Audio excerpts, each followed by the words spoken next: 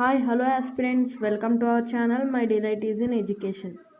Today we are going to discuss the 11th July 2021 the Hindu news analysis in Telugu. Without any delay, we move to the first article. Government infra spending dropped sharply in quarter 1. This article comes under GS paper 3 under economy. మనం చూసుకుంటే మన financial year April నుంచి next year March వరకు ఒక financial year. దీన్ని మనకి 4 parts కింద divide చేస్తారు, 3 మంత్స్ కింద. అలా ఒక్కొక్క పార్ట్ని ఒక్కొక్క క్వార్టర్ అంటారు. అలా మనకి 4 క్వార్టర్స్ ఉంటాయి. సో ఏప్రిల్, మే, జూన్ ఒక క్వార్టర్ అయితే అయిపోయింది. ఈ క్వార్టర్ 1లో ఇన్ఫ్రాస్ట్రక్చర్ స్పెండింగ్ అనేది బాగా పడిపోయింది అని ఈ ఆర్టికల్లో మనకు చెప్తున్నారు. అదేంటంటే both center and state new investments almost dropped to 41.6%. New projects dropped by 18%. ఇదేంటంటే మనం ఈ లాక్డౌన్ సెకండ్ వేవ్ వచ్చే ముందుకి ఫస్ట్ వేవ్ అవ్వగానే లాక్డౌన్ తీయగానే కొంచెం ఎకానమీ అనేది బూస్టింగ్ అవుతుంది, రికవరీ అవుతుంది అనుకునే లోపే మనకి సెకండ్ వేవ్ వచ్చి మళ్ళీ షట్ డౌన్ అయిపోయి లాక్డౌన్ అవ్వటం వల్ల మళ్ళీ ఎకానమీ అనేది చాలా పడిపోయింది. ఎలా పడిపోయింది అంటే మనకి గవర్నమెంట్కి రెవెన్యూ ఉంటుంది, ఎక్స్పెండిచర్ ఉంటుంది. ఎక్స్పెండిచర్లో రెవెన్యూ ఎక్స్పెండిచర్ ఉంటుంది, మళ్ళీ క్యాపిటల్ ఎక్స్పెండిచర్ ఉంటుంది. రోడ్స్, డ్యామ్స్, డెవలప్మెంట్ స్కీమ్స్ ఇలా ఏదన్నా చేసే వాటికేమో క్యాపిటల్ ఎక్స్పెండిచర్ కిందకు వస్తుంది. సో ఇప్పుడు రోడ్స్, డ్యామ్స్ ఏం బిల్డ్ చేయట్లేదు కదా, లేబర్ అనేవాళ్ళు రావట్లా లాక్డౌన్ వల్ల. సో దానివల్ల స్పెండింగ్ అనేది ఇన్ఫ్రాస్ట్రక్చర్ స్పెండింగ్ అనేది డ్రాప్ అయిపోయింది. ఈ ఇన్ఫ్రాస్ట్రక్చర్ అనేది జరిగితే దానివల్ల చాలా లాభం ఉంటుంది. ఇన్ఫ్రాస్ట్రక్చర్ స్పెండింగ్ అని, క్యాపిటల్ స్పెండింగ్ అని ఎలా ఎకనామీ రివైవల్ అవుతుంది స్పెండింగ్ చేస్తే అనేసి డౌట్ ఎవరికైనా వస్తుంది. ఇప్పుడు ఒక capital spending on a road, ఒక రోడ్డు కట్టడానికి ఇంత ఇన్వెస్ట్మెంట్ అని గవర్నమెంట్ స్పెండ్ చేసింది అనుకో, అక్కడ ఉన్న లేబర్ని జాబ్లోకి తీసుకుని ఆ రోడ్ కడతారు. సో లేబర్ ఎంప్లాయ్మెంట్ జరుగుతుంది, వాళ్ళకి వేజెస్ ఇస్తారు. నెక్స్ట్ అది బిల్డ్ చేసిన తర్వాత అక్కడ ట్రాన్స్పోర్ట్ అనేది బాగా డెవలప్ అవుతుంది. సో ట్రాన్స్పోర్ట్ ఉంటే చుట్టుపక్కల పెట్రోల్ బంక్ రావడం, చిన్న చిన్న షాప్స్ రావడం, టిఫిన్ సెంటర్స్ రావడం, రెస్ట్ రూమ్స్ రావడం అలాంటివి జరుగుతాయి. ఎలానో ట్రాన్స్పోర్ట్ ఉంది, లేబర్ వర్క్ ఉంది. సో అక్కడ ఏదన్నా చిన్న కంపెనీ బిల్డ్ చేయటం, షాపింగ్ మాల్ బిల్డ్ చేయటం, అక్కడ ఉన్న ఏరియాలో వాళ్ళని జాబ్లో తీసుకెళ్ళటం లేబర్ లాగా. సో ఓవరాల్గా ఈ ఎక్స్పెండిచర్ వల్ల ఇన్ని మంచి జరుగుతున్నాయి. దీంతోపాటు ఆ ఏరియాలో జరిగే ట్రాన్స్పోర్ట్కి కంపెనీస్ ఉంటాయి, దాని ట్యాక్స్ ఇవన్నీ కలిపి మళ్ళీ గవర్నమెంట్కి రెవెన్యూ కింద వెళ్తుంది. సో ఎక్స్పెండిచర్ అనేది కరెక్ట్గా చేస్తే రెవెన్యూ అనేది ఆటోమేటిక్గా వస్తుంది. బట్ ఇక్కడ ఎక్స్పెండిచర్ చేసే ఛాన్స్ లేదు కదా ఈ కోవిడ్ వల్ల. సో దానివల్ల ఇన్ఫ్రా స్పెండింగ్ అనేది బాగా పడిపోయింది క్వార్టర్ 1లో అని మనకి ఈ ఆర్టికల్లో చెప్పడం అయితే జరిగింది. This was regarding this article. Now we are moving to the next article. Meghalaya raises concern over Assam bill. This article comes under GS paper 2 under polity. ఏంటి ఆర్టికల్? మేఘాలయ ఏం కన్సర్న్ చూపిస్తుంది అస్సాం బిల్కి, అసలు అస్సాం బిల్ ఏంటి, దేని గురించి వచ్చిందో చూద్దాం. Assam cow protection bill 2021. Assam government వచ్చి కౌ ప్రొటెక్షన్ గురించి సెంట్రల్ గవర్నమెంట్లో ప్రపోజల్ అయితే తీసుకొచ్చింది, కౌ ప్రొటెక్షన్ బిల్ అని. To stop transport of cattle or state transport of the bovine animals. అంటే కౌ యొక్క ట్రాన్స్పోర్ట్ అనేది వేరే స్టేట్స్కి వెళ్లకుండా ఆపమని చెప్పడం అయితే జరిగింది. ఎందుకని అంటే మేఘాలయ, మిజోరాం, నాగాల్యాండ్ ఈ 3 states which are very near to Assam, they consume more cows, more meet.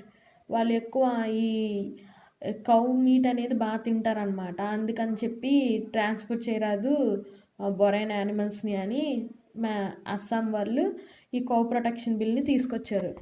దీనికి సంబంధించి మిజోరాం, నాగాల్యాండ్ అనేవాళ్ళు దీనికి మనం రియాక్ట్ కావద్దు అని చెప్పడం అయితే చెప్పారు. కానీ మేఘాలయ అది వన్ ఆఫ్ ద కన్జ్యూమింగే, బట్ అదేం చెప్పిందంటే కన్సర్న్ చూపిస్తుంది అనమాట. సెంట్రల్ గవర్నమెంట్ ఇన్వాల్వ్ అవ్వాలి, ఒకేలా అస్సాంలో ఉన్న వాళ్ళకి ప్రాబ్లం అయితే అన్నట్టుగా మేఘాలయ కన్సర్న్ చూపించింది.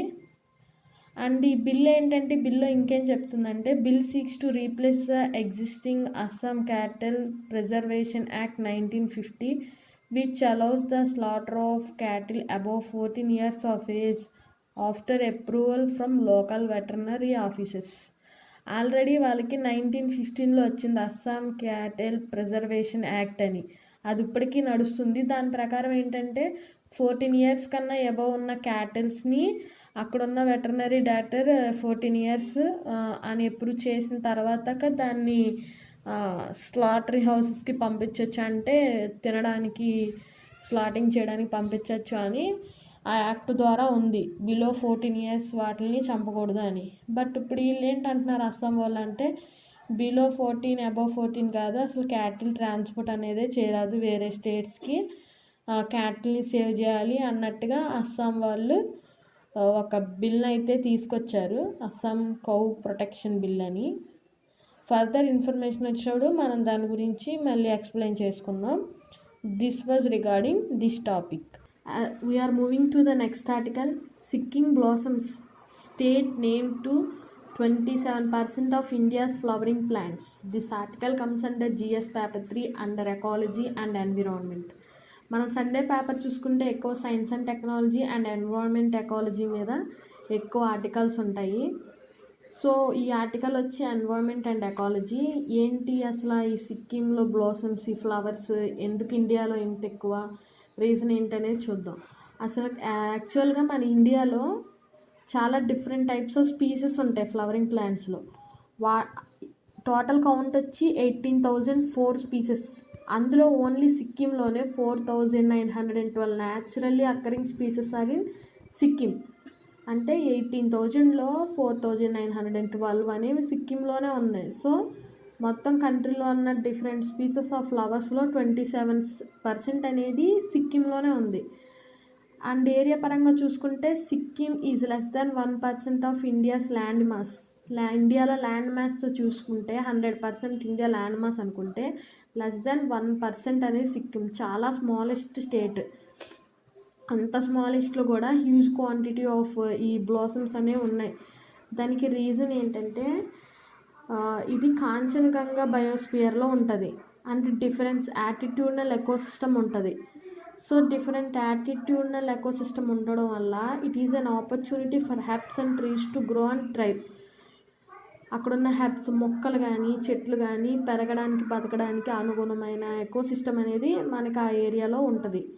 అండ్ అక్కడ వైడ్ రేంజ్ ఆఫ్ ఫారెస్ట్స్ ఉండడం వల్ల sub alpine vegetation to different to temperature to tropical, sub alpine vegetation to temperature to different tropical reasons and state with different kinds of vegetation. ఇవన్నీ reasons, these are the reasons for 27% of India's flowering plants in Sikkim.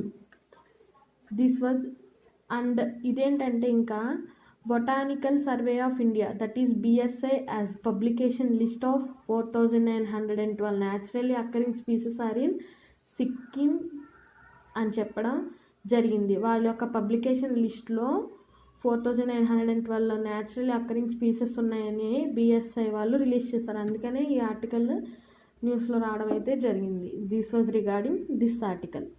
Now we are moving to the next article, life on Enceladus. This article comes under GS paper 3 under science and technology. ఈ Enceladus అంటే ఏంటో చూద్దాం. ఇక్కడ మీరు చూస్తున్నారు కదా, ఇక్కడ బాల్లా ఉంది, దాని చుట్టూ రింగ్లా ఉంది, అంటే ఇది ఒక ప్లానెట్. రింగ్ ఉన్న ప్లానెట్ ఏంటి మనకి సాట్రాన్. దాని పక్కన చిన్న బ్లాక్ డాట్ లాగా సర్కిల్గా ఉంది కదా, చిన్న బాల్ లాగా, అది వచ్చేసేసి సాట్రాన్ యొక్క మూన్. దాని పేరే ఎన్క్లీడియస్. సాట్రాన్ యొక్క బిగ్గెస్ట్ మూన్ నేమ్ ఏంటంటే టైటాన్. ఇక్కడ మనం టైటాన్ గురించి కాదు, ఎన్క్లీడియస్ గురించి వస్తున్నాం. ఎన్క్లీడియస్ అనేది it was very small and icy moon. ఇదేంటంటే రీసెంట్గా ఒక స్టడీ అనేది పబ్లిష్ అయింది జనరల్లో. ఆ జనరల్ నేమ్ వచ్చేసేసి న్యాచురల్ ఆస్ట్రానమీ. మనకి రీసెంట్గా NASA's Cassini spacecraft of NASA data అనేది కలెక్ట్ చేసి పంపించడం అయితే జరిగింది. దాని ప్రకారం high amount of methane, carbon dioxide, hydrogen and few more other elements are in high proportion. దాని ప్రకారం ఏంటంటే ఎక్కువ air, water, hydrogen, methane, carbon dioxide అనేది అబ్జర్వ్ చేశారు. అండ్ కీ పాయింట్స్ వచ్చేసి ఇంకా ఆ డేటాలో ఏముందంటే from the gained water plumes erupting from Enceladus like micro bacterial activity or process not involving life forms. అంటే ఈ వాటర్ ఎరప్టింగ్, ఈ మీథేన్, ఈ ఎయిర్, వాటర్ ఇవన్నీ ఉండడానికి రీజన్ ఏంటంటే might be not involving life forms. అంటే ఇప్పుడు మన ఎర్త్లో చూసుకుంటే కూడా మీథేన్ కంటెంట్ అనేది ఉంటుంది. మన ఎర్త్లో మీథేన్ అంటే CH4 కదా. CH4 ఎలా ఫామ్ అవుతుంది? అయితే వేస్ట్ నుంచి ఫామ్ అవుతుంది. అంటే బయోలాజికల్ ఆర్జన్ నుంచి లేదా మైక్రో ఆర్గానిజమ్స్ కొన్ని వాటి డెడ్ బాడీస్ నుంచి మీథేన్ని రిలీజ్ చేస్తుంది. ఏ అయితే మైక్రో ఆర్గానిజమ్స్ మీథేన్స్ రిలీజ్ చేస్తుందో వాటిని మిథనోజన్స్ అంటారు. లేదా హైడ్రాలసిస్ ప్రాసెస్లో కూడా మీథేన్ అనేది రిలీజ్ అవుతుంది. ఇవి రీజన్స్. బట్ సాటర్న్లో లైఫ్ అనేది లేదు, బట్ మీథేన్ అనేది రిలీజ్ అయింది. So might be by chemical break down of organic matter present in Enceladus core. అక్కడున్న కెమికల్ బ్రేక్ డౌన్ వల్ల మైట్ బీ ఈ మీథేన్ అనేది ఫామ్ అయి ఉండొచ్చు. అండ్ అండర్ వాటర్ ట్యూన్స్ అనేవి కూడా అక్కడ ఫౌండ్ చేశారు. మైట్ బీ హైడ్రోసిస్ ప్రాసెస్ ప్రకారం అయినా సరే ఎలిమెంట్స్ అనేవి ఫౌండ్ చేసి ఉండొచ్చు అని ఈ ఆర్టికల్లో చెప్పడం అయితే జరిగింది. This was regarding this article. Now we are moving to the next article, tipping point. This article comes under GS faculty under environment and ecology. Tipping point అంటే ఈ ఆర్టికల్ వచ్చేసేసి మనకి ప్లాస్టిక్ పొల్యూషన్ గురించి. ఇక్కడ పిక్చర్ చూస్తున్నాం కదా, పిక్చర్లో అర్థమవుతుంది కదా ప్లాస్టిక్ మొత్తం వాటర్ ఏరియా అంటే ఓషన్స్, రివర్స్ దగ్గర మొత్తం ప్లాస్టిక్ అనేది ఉంది, దానివల్ల పొల్యూషన్. ఇదేంటంటే ఇండియాలోనే కాదు ఓవరాల్ గ్లోబల్గా వరల్డ్లో కూడా ఇంక్రీజ్ ఇన్ ప్లాస్టిక్ ఎమిషన్. మొత్తం ప్లాస్టిక్ ఎమిషన్ వాటర్లోకి అనేది చాలా ఇంక్రీజ్గా ఉంది గ్లోబల్లో కూడా, ఇండియాలోనే కాకుండా. ఇండియాలో ఈ ప్లాస్టిక్ని అరికట్టడానికి నరేంద్ర మోడీ గారు ఒక ఎయిమ్ని కూడా తీసుకొచ్చారు. అది వచ్చేసి aim of end use of single use of plastic అనేది తీసుకొచ్చారు. Current rates of plastic emission across the globe may trigger effect that in may not be possible to reverse according to study published in journal science. రీసెంట్గా journal science ఒక science జనరల్లో study అనేది publish చేశారు. అదేంటంటే దాని ప్రకారం present ఉన్న సిచ్యువేషన్స్లో ఏదైతే ప్లాస్టిక్ ఎమిషన్ అనేది వాటర్లోకి వెళ్ళి ఎఫెక్ట్ అయితే చేస్తుందో ఆ ఎఫెక్ట్ని మనం మళ్ళీ రివర్స్ చేయలేం. అంటే ఇర్రివర్సిబుల్. అంటే ఆ పొల్యూషన్ని మళ్ళీ మనం ఎరాడికేట్ చేయలేమన్నమాట పూర్తిగా. ఫర్ ఎగ్జాంపుల్ ఇప్పుడు మనం పసిఫిక్ ఓషన్ చూసుకుంటే పసిఫిక్ ఓషన్లో మనకి గ్రేట్ పసిఫిక్ గార్బేజ్ ప్యాచ్ అనేది ఉంది. ఆ ప్యాచ్ని రిమూవ్ చేసేంత గ్రేట్ టెక్నాలజీ మన దగ్గర లేదు. సో మనకి ఇప్పుడు ఓషన్స్ అన్న ఏటిలో అయినా వార్మ్ కరెంట్, కోల్డ్ కరెంట్స్ అనేవి ఉంటాయి. అంటే మూమెంట్ ఆఫ్ వాటర్ వల్ల ఆ గార్బేజ్ అనేది ఒక చోట సర్క్యులేట్ అవటం, అక్కడి నుంచి మూవ్ అవటం జరుగుతుంది. అలానే పసిఫిక్ ఓషన్లో గార్బేజ్ ప్యాచ్ అనేది బాగా ఎక్కువైపోయింది. బట్ దాన్ని మనం రిమూవ్ చేయలేకపోతున్నాం. అంటే ఏంటి, రివర్స్ చేయలేకపోతున్నాం కదా. అదే ఆ స్టడీలో కూడా చెప్పడం అయితే జరిగింది.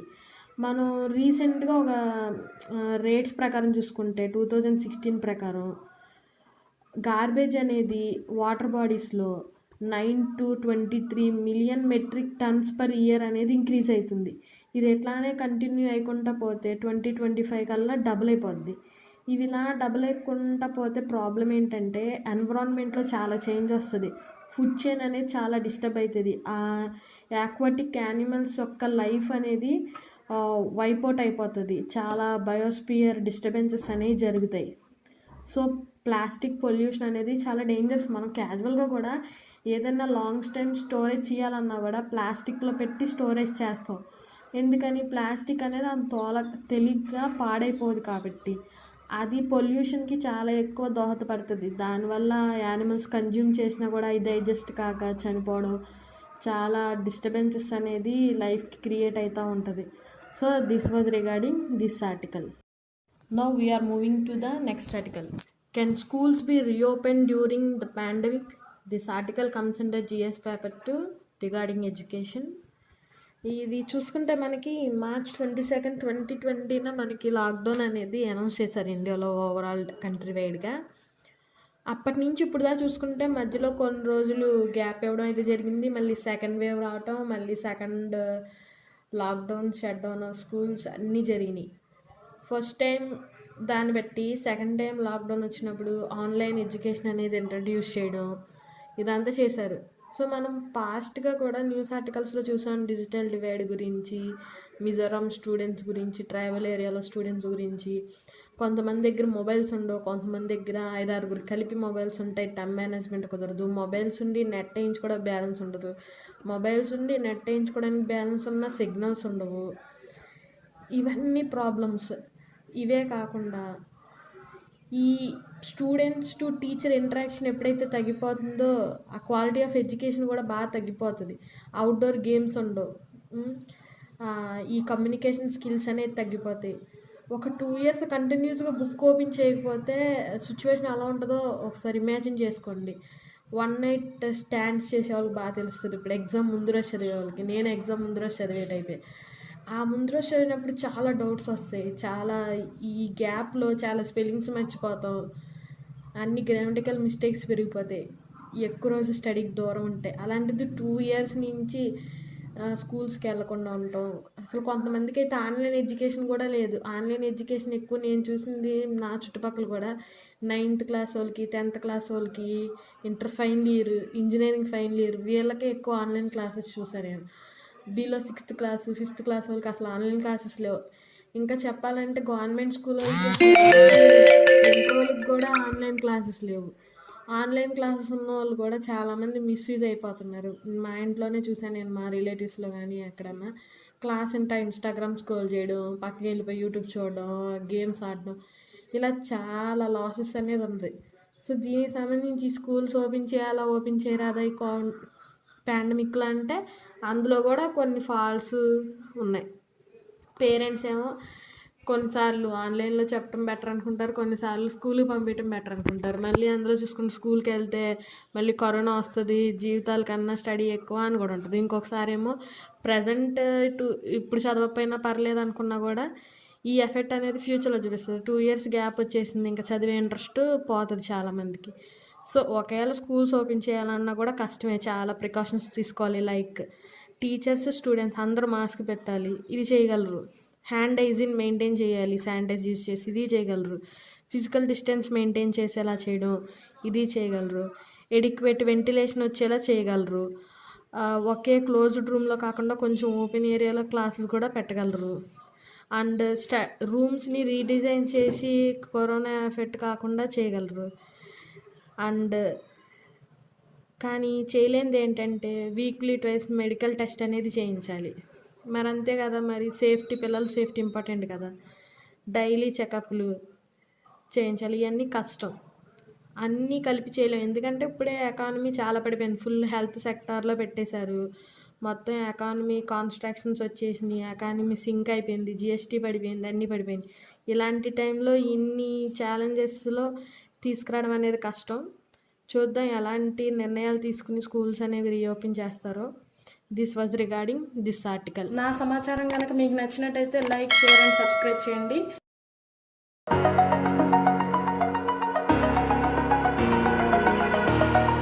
Over the edge, feel like I'm floating through